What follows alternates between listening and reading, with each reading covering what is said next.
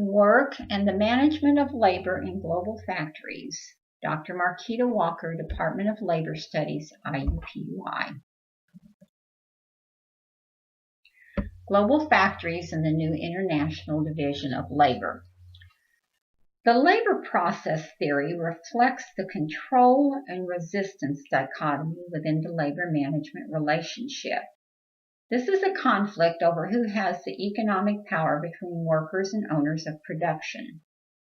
Within the globalized workforce, we find owners of production or management with most of the power to control the work process, while workers, doing the repetitive and monotonous tasks of assembly, caregiving, or telemarketing, have little power to change their situations.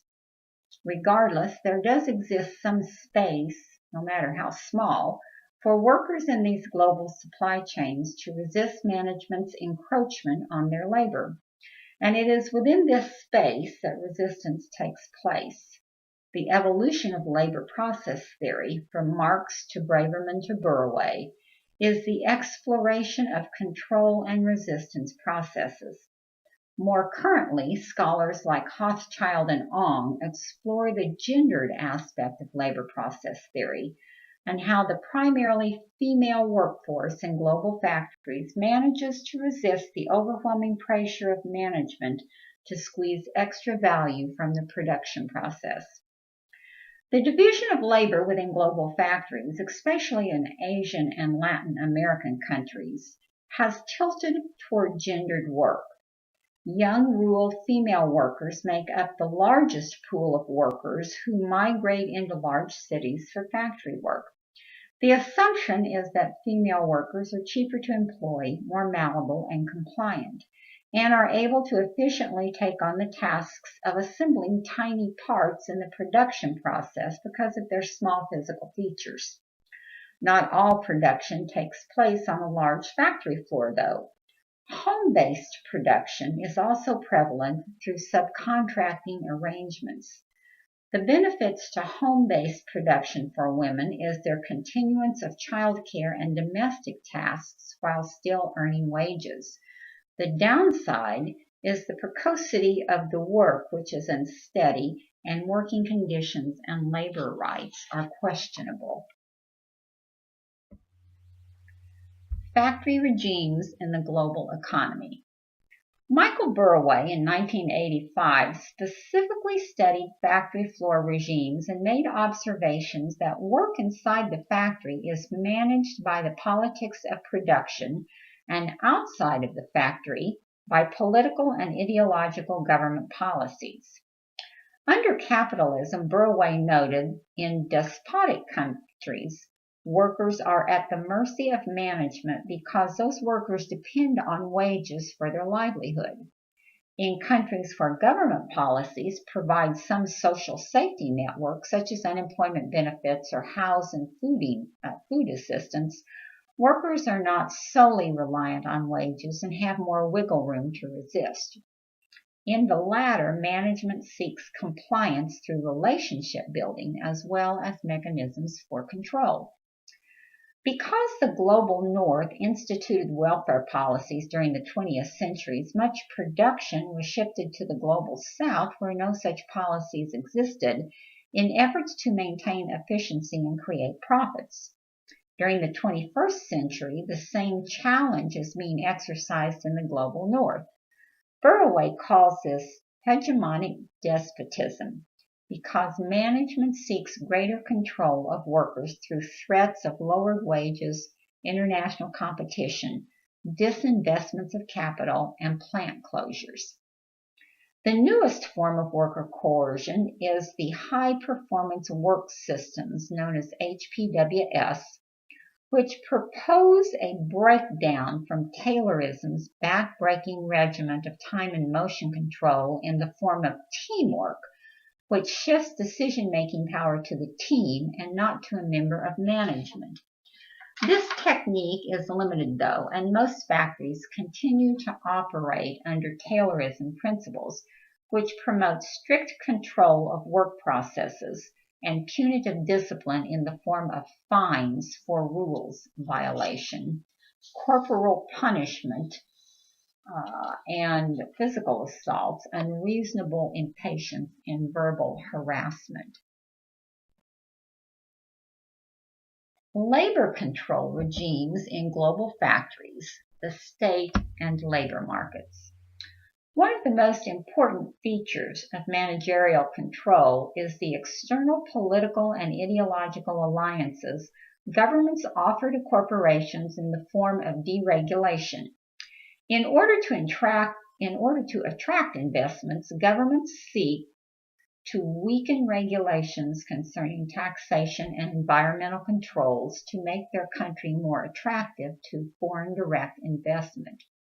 One way in which this is achieved is through export processing zones, parcels of land void of regulations and unionization. In this way, local governments subscribe to global pressure. A second tactic is the repression of union activities.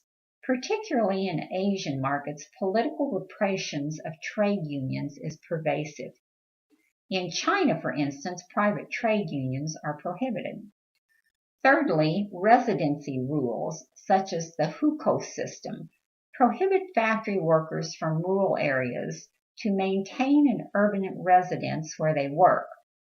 Permanent residency rules act as a labor control because factory workers, dependent on their wages for a living, must live in temporary housing, usually employer-operated dormitories, in order to continue factory work, so they can't move back to their permanent rural residence without serious repercussions.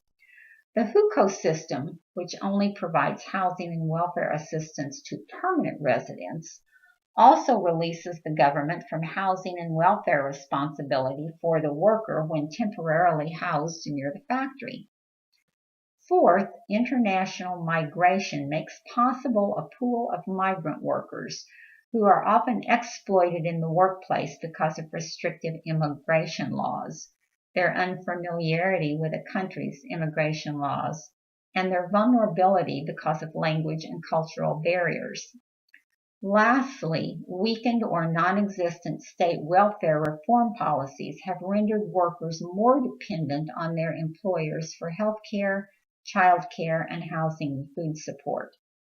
States play a huge role in influencing policies which protect workers, and when that precaution and protection is weakened or removed, it is the worker who becomes vulnerable. Identity and resistance in the global factory. The ability of workers to resist management's control can take many forms. The more traditional form of resistance through trade unions, strikes, intermittent work stoppages, and sabotage have been co-opted through weakened labor laws. So workers are finding different paths of resistance. Covert or overt resistance slows down the production process and interferes with profit making, the goal of all multinational companies. This necessitates taking a broader look at worker resistance. Because management uses gendered hiring techniques based on the assumption female workers are more easily managed, they expect a docile and compliant workforce when hiring mostly female workers. The mind-numbing repetition of tasks, the rules prohibiting socialization on the shop floor, and the threat of discipline if production is interrupted create a workplace culture in which workers often and in small ways resist management's coercive control by feigning illness, spirit possession, absenteeism, unauthorized bathroom breaks, or sometimes sabotage. These spaces in which covert and overt resistance thrive enable female workers a chance to form communities of resistance, push the boundaries of control, and enable an identity change from a passive rural female under the repressive control of her family into an autonomous woman with some freedom over her own destiny. Morphing into a new identity is not without its problems, though. New identities are often tied into consumerism because it is the ability of these females to shop, compare prices and goods, and make their own choices that facilitated their new identity. They have gone from a rural farming existence to an independent wage earner, an identity change because of gendered work and its assumptions. Globalization and the transnational labor process. The cross-border production of goods and services and the fluidity of capital present opportunities for worker exploitation within global supply chains. It is the control of the workforce, free of any responsibility for workers' welfare, which is absolutely necessary to support capital accumulation and profit-making in a globalized economy. The power of the state to mitigate tax and environmental regulations is also necessary for countries to attract foreign direct investment. But even in the most despotic regimes, workers' resistance is possible. The work in global supply chains then produces not only goods and services, but new identities for many of its workers. Two key findings should be reiterated with respect to labor process theory: labor power and mobility power. The first is the indeterminacy of labor power. Employers do not know how much labor can be extracted from individual workers. Technically, workers are free to join or quit a firm at will, so employers are faced with determining how much surplus labor they can extract from workers in exchange for wages without the worker exiting the firm. The second is the indeterminacy of mobility power. Since workers are more likely to be tied to their families or communities, the likelihood of moving to another country for employment is small.